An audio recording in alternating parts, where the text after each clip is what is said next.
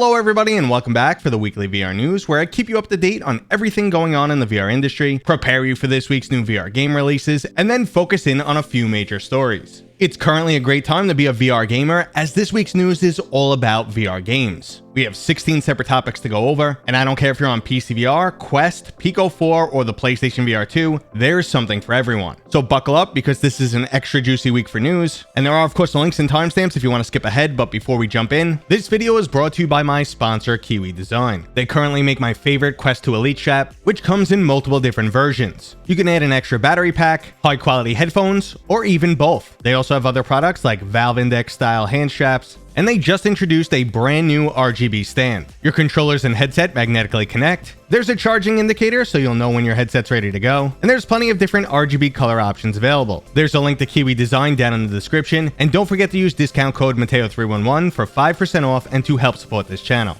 Okay, so I've been starting off these videos with some quick reviews, and before I start discussing Switchback VR, I just want to ask you guys to leave some feedback on any of today's topics. Are you looking forward to any of the games I'm going to mention, or do you agree or disagree with my assessment? Please let me know down in the comments. Now on to Switchback VR. Last week I released about 20 plus minutes of gameplay, and a few minutes on my initial first impressions. And I was absolutely shocked to see so many comments about blurriness, extremely low resolution graphics, and asset popping. I personally did not experience any of this, and it looks like these graphical anomalies are a bug that only some users are experiencing. Supermassive Games put out a statement that they're investigating this, and I really hope they get to the bottom of it, because this title is getting so much undeserved flack. Now, I also went into this title with extremely low expectations, as I never previously played Rush of Blood. So it's possible my low expectations are contributing to my overall enjoyment, but those who are looking for a true sequel might have been disappointed. Hopefully we have some new information on this title in the near future, but until then, I recommend holding off if you want to purchase this game. But let's move into some happier news with titles that recently released that I failed to cover last week. First up, Swordman VR just got a sandbox mode. This makes it the only sandbox melee fighter currently available on the PlayStation VR 2, and it gives existing owners a whole new way to enjoy this title. You're able to load up an arena, spawn in different weapons and enemies, and just enjoy some good old-fashioned decapitation. It's a nice change of pace from a title that can be quite difficult or even a bit grindy at times, and it also makes the game much easier to recommend, or gives you a new reason to jump back in if you stop playing this. Now, if you prefer high-quality first-person shooter action, the VR mod for Half-Life 2 Episode 1 is now available. Similar to the absolutely amazing Half-Life 2 mod, you can now continue Gordon Freeman's journey. I put a few hours into this, and it's absolutely amazing how well this game still stands up today. Unbelievably, it looks and plays better than a lot of new VR game releases. So if you've never played through the Half-Life series, I highly recommend you do it in VR. And even if you're a huge fan who's played through multiple times, it's still worth checking out, because not only is it free to people who previously owned the game on PC, but it's also an amazing new way to experience this world. And speaking of an amazing new way to experience something, The Walking Dead Saints and Sinners Chapter 2 Retribution is releasing on both PCVR and the PlayStation VR 2 this week. Now, I previously abandoned my run of this game on the Quest 2 because the graphics and bugs really killed the overall immersion.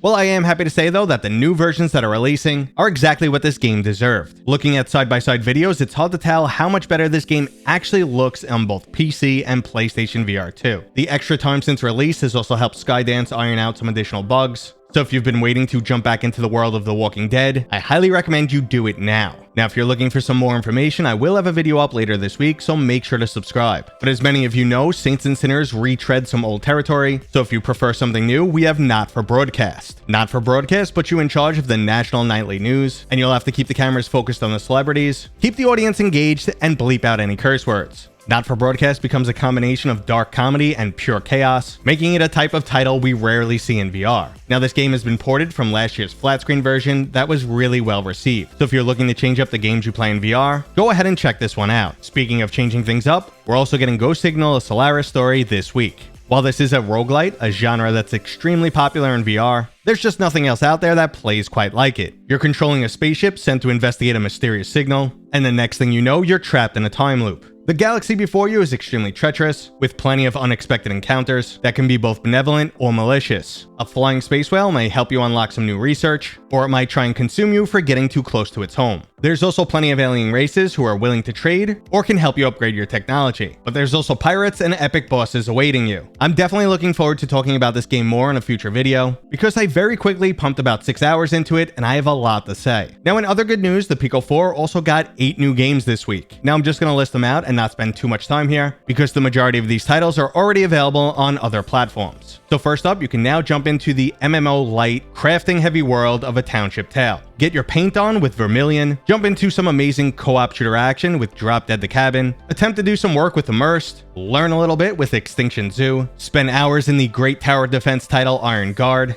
test out a virtual office with Author, or test out a Beat Saber clone with Mutrix. And finally, in our list of new releases, we have an hour-long Half-Life Alyx mod called Re-Education. It's designed to focus on slower-paced environmental storytelling as you sneak through an abandoned school to unlock your commandeered train that has been barricaded by the Combine. While this project definitely isn't as big as something like the BioShock Return to Rapture mod, it still features some excellent level design and hits the spot if you're looking for some more Half-Life Alyx content. But let's jump to something new with Samurai Slaughterhouse officially making its way onto App Lab. This is a story-driven action-adventure title with physics-based combat and some light RPG elements. The mature-themed, extra brutal, and stylized combat is right up my alley, plus the game has everything else you're looking for, like NPC companions, a large array of different weapons, plenty of different loot and equipment to find, plus lots and lots of blood, which you could turn off if that's your preference. Now, if you're into the classic VR games, it was announced that Creed Rise to Glory is coming to the PlayStation VR 2 on April 4th. Nearly 5 years old now, and still one of the best VR boxing games available. There's a storyline inspired by the original Creed movie, but there's also free play modes, minigame-based training, online PvP, and best of all, you get to fight some iconic characters like Rocky Balboa. So I'm really happy to see this make its way onto the PlayStation VR 2, and if you happen to be a PCVR owner who wants to check this out, it's currently on sale from Steam for $8.99. Well, let's jump back to something new, as we just got the release date for the tactical 5v5 shooter Breachers. On April 13th, Quest, Pico, and PCVR players will be able to jump in for some Rainbow Six Siege style action.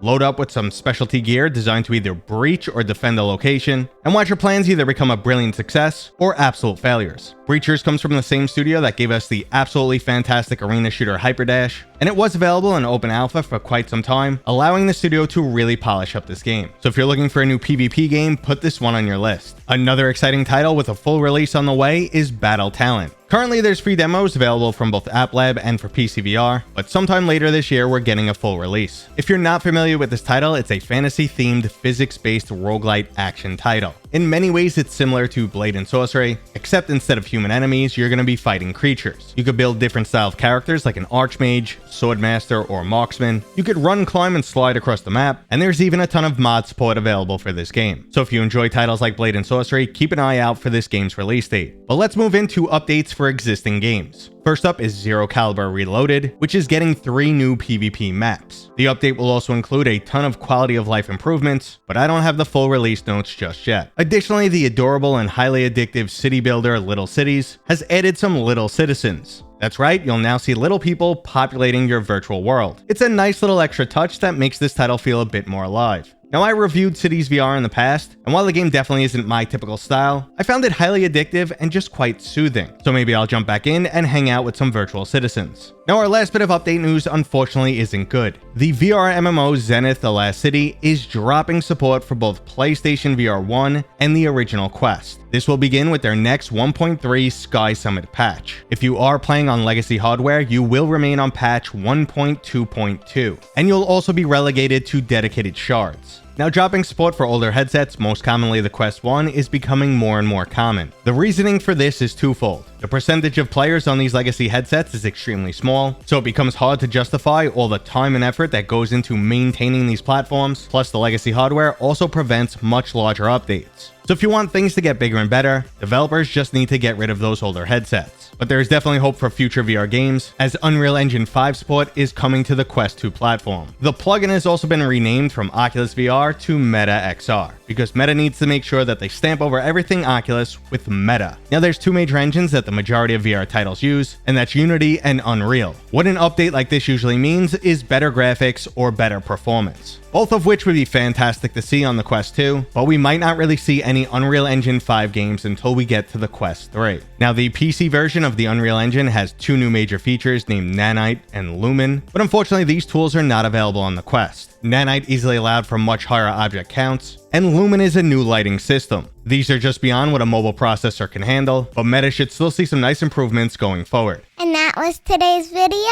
brought to you by my dad, Mateo311. If you enjoyed it, please go ahead and give it a thumbs up. And if you're new here, Consider subscribing. consider subscribing. Consider subscribing. Consider subscribing. Consider subscribing.